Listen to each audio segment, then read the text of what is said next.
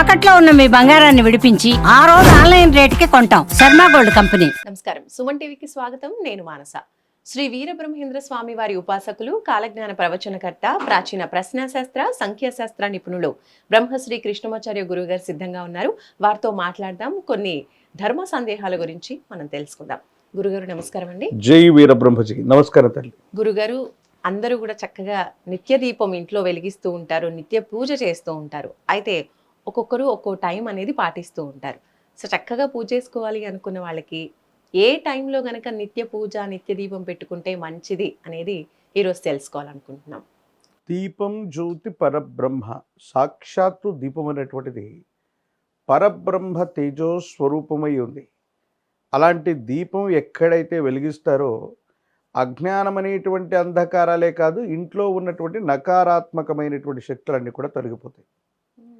నీలతోయద మధ్యస్థ విద్యుర్లేకేవ భాస్వర నీవారసూకవత్తన్వి పీతా భాస్వత్వనూపమ తశిఖాయా భ్రూమధ్యే పరమాత్మా వ్యవస్థితః సబ్రహ్మ శివ హరిశ్చేంద్ర సోక్షర పరమస్వరాట్. ఇది నారాయణ ఉపనిషత్తు.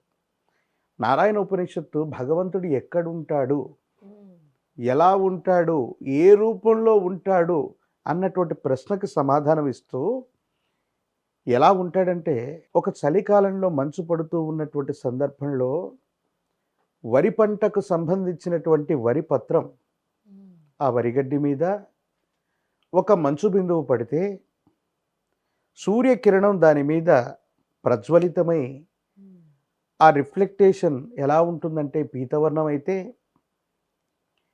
ఆ పీతవర్ణంలో మెరుస్తూ ఉన్నటువంటి ఆ రంగు ఎక్కడుంటాడు పరమాత్మ స్వరూపం అంటే తశిఖాయ భ్రూమధ్యే పరమాత్మ వ్యవస్థితః. ఈ రెండు కన్నుల మధ్య ఉన్నటువంటి బ్రుకుటి మధ్యలో పరమాత్మ వ్యవస్థీకృతమై ఉంటాడు. ఎలా ఉంటాడు అని అడిగితే మరో మాట చెప్పింది, మీరు ఇంట్లో దీపారాధన చేస్తున్నటువంటి సందర్భంలో ఆ దీపం ప్రజ్వరిల్లిస్తూ ఎలాగైతే వెలుగుతూ ఉంటుందో అదే పరమాత్మ స్వరూపం. అంటే దీపం వెలిగిస్తున్నామంటే అర్థం ఏంటి? పరమాత్మను దర్శిస్తున్నాం. ఈ లెక్కన ఎవరైతే నిత్యము దీపారాధనను వారి వారి యొక్క గృహాల్లో వెలిగిస్తూ ఉన్నారో వాళ్ళందరికీ కూడా పరమాత్మ యొక్క సందర్శనం జరిగింది అని మనం అనుకోవాలి. మరి పరమాత్మ సందర్శనాన్ని ఎప్పుడు చేసుకోవాలి? దానికి నిర్ణీతమైనటువంటి సమయం ఏదైనా శాస్త్రం చెప్పబడి ఉందా? సూర్యుడు ఉదయించక మునుపే. సరైనటువంటి సందర్భం చెప్పాలంటే సూర్యుడు ఉదయించక మునుపే. ఇంకా చక్కగా చెప్పాలి అంటే గృహస్థు ధర్మంలో కుదరదు, కానీ శాస్త్రం చెప్పింది కువలయములు వికసించు సమయం అంటే బ్రాహ్మీ ముహూర్తం. కువలయములు అంటే కలువలు, తామరలు, పుష్పాలు. ఈ వికసించేటువంటి సమయం మీరన్నట్టుగా అత్యద్భుతమైనటువంటి బ్రహ్మీ ముహూర్తం. ఎటువంటి దోషాలు లేనటువంటిది, ఎటువంటి వర్జాలు లేనటువంటిది, ఎటువంటి దుర్ముహూర్తము లేనటువంటిది. మీ దైనందిన జీవితంలో అద్భుతమైనటువంటి ఫలితాలు కలిగి మీరు వెలిగించే పరంజ్యోతి స్వరూపం సాక్షాత్తు భగవంతుడి యొక్క దర్శనంగా మీరు చూడగలిగితే బ్రహ్మీ ముహూర్తంలో మీరు దీపారాధన చేయటం మొదటి ప్రాధాన్యత. అంటే సుమారు 3:30 నుండి 4:30 మధ్యలో.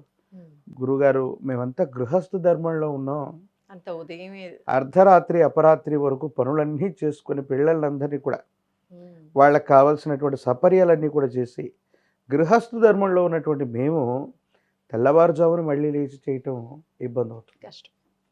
ఇక రెండవ ప్రాధాన్యత 5:30 నుండి 6:30 లోపు సూర్యుడు ఉదయించేటువంటి సందర్భానికి ముందే. ఇది రెండవ ప్రాధాన్యత.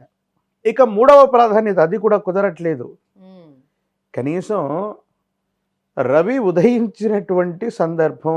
ఫర్ ఎగ్జాంపుల్ ఈరోజు సోమవారం.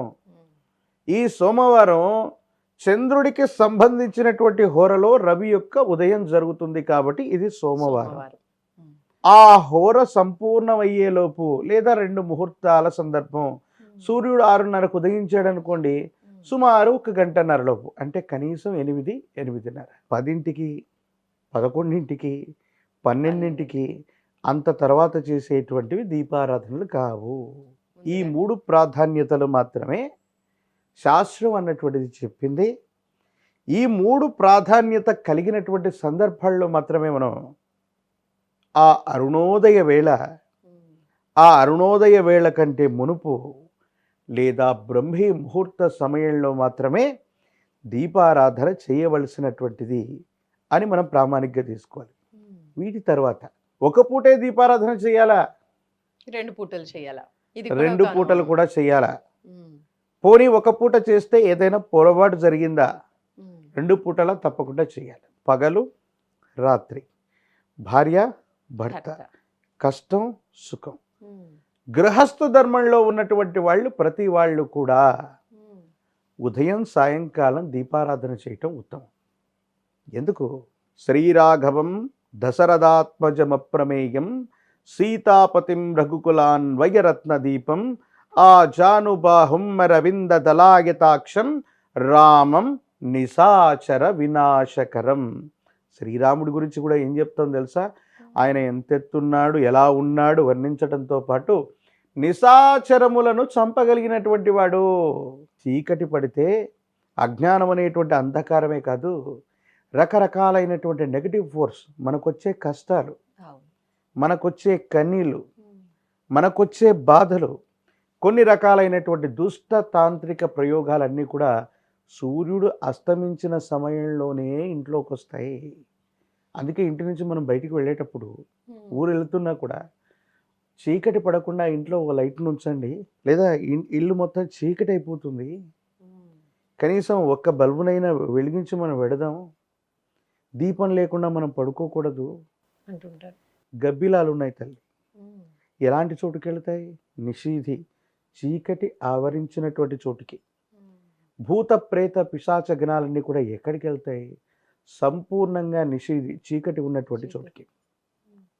ఏ ఇంట్లోనైతే మనం పరమ సంతోషంగా ఉండాలనుకుంటాం, సాయంకాల సమయంలో కూడా దీపారాధన చేయాలి. ఎప్పుడు సాయంకాలం అంటే 3ంటికి 4ంటిగా మనం అనుకుంటాం. సాయంకాలం 3-4 దాటితే గుడ్ ఈవినింగ్ అని మెసేజ్లు పెట్టుకుంటాం. దాని ప్రమాణం అది కాదు. సూర్యుడు అస్తమించినటువంటి మరుక్షణం సాయంత్రం, సాయంకాలం సుమారు 6:30-7 మధ్యలో, లేదా 6:30-6:15 మధ్యలో సూర్యాస్తమయం జరిగిపోయింది. 7 లోపు దీపారాధన చేయటం, 7:30 లోపు చేయటం. అంతేకాని 8ంటికి 9ంటికి 10ంటికి నిద్రపోయేటువంటి ముందు దీపారాధనలు చేయకూడదు. ఎందుకంటే భగవంతుడికంటూ ఇంట్లో యజమానికి ఎలాగైతే ఒక పడక గది, వంట చేసుకోవడానికి ఎలాగైతే ఒక వంటిల్లు, పిల్లలు చదువుకోవడానికి ఒక ప్రత్యేకమైనటువంటి గది ఎలా ఉంటుందో, భగవంతుడికి కూడా మన ఇంట్లో పూజా మందిరమును, పూజా గదమును, దేవుడి గది అని సపరేట్గా నిర్మించుకుంటున్నాం. ఒకవేళ నిర్మించకపోయినా ఉన్నంతలోనైనా ఇది దేవుడి యొక్క స్థానం, ఇది దేవుడి గది, పూజా గది, పూజా మందిరం, ఈ పేర్లతో మనం పిలుస్తూ ఉన్నటువంటి సందర్భంలో ఆ గదిలో వెలిగేటువంటి దీపం అది అజ్ఞానం అనేటువంటి అంధకారాన్నే కాదు, సమస్తమైనటువంటి దోషాలన్నింటినీ కూడా. ఎందుకంటే మనకు వచ్చినటువంటి స్తోత్రంతో ఆ లక్ష్మీ నరసింహ ప్రభువును, మీ ఇలవేల్పు దేవతాస్వరూపైన వెంకటేశ్వరుణ్ణు, పరమేశ్వరుణ్ణు, లక్ష్మీ చెన్నకేశవ స్వామిను, లేదా ఇంద్రకీలాద్రి మీద ఉన్నటువంటి అమ్మవారిను విశేషంగా మీరు స్తోత్రం చేయటం వల్ల ఏమవుతుందయ్యా అంటే, ఆ అమ్మవారి యొక్క శక్తి దేదీప్యమానమై ఆ వెలుగులో ఉంటూ అది ఇల్లు మొత్తాన్ని కూడా ప్రసరింపచేస్తుంది. సానుకూలవంతమైనటువంటి స్థితిగతుల్లో మీకు అనుకూలవంతమైనటువంటి భావనలు ఇచ్చి సుఖాన్ని, సంతోషాన్ని, మీ ఇంట్లో ఏ కష్టాన్ని లేనటువంటి పరిస్థితిని ఇస్తుంది. కాబట్టి మీరు దీపారాధన వెలిగిస్తున్నారు ఇంట్లో అంటే దైవ దర్శనాన్ని అనునిత్యం చేస్తున్నారనే దానికి గుర్తని నారాయణ ఉపనిషత్తు చెబుతోంది. ధన్యవాదాలు గురుగారు. నమస్కారం. జై వీరబ్రహ్మ జై గోవిందమంబ జై. చూశారు కదండి, నిత్య దీపం, నిత్య పూజ చేసుకునే వాళ్ళు ఇంట్లో ఏ సమయంలో చేసుకుంటే మంచిది అనే విషయాలు మనం తెలుసుకున్నాం. చూస్తూనే ఉండండి సుమన్ టీవీ. నమస్కారం.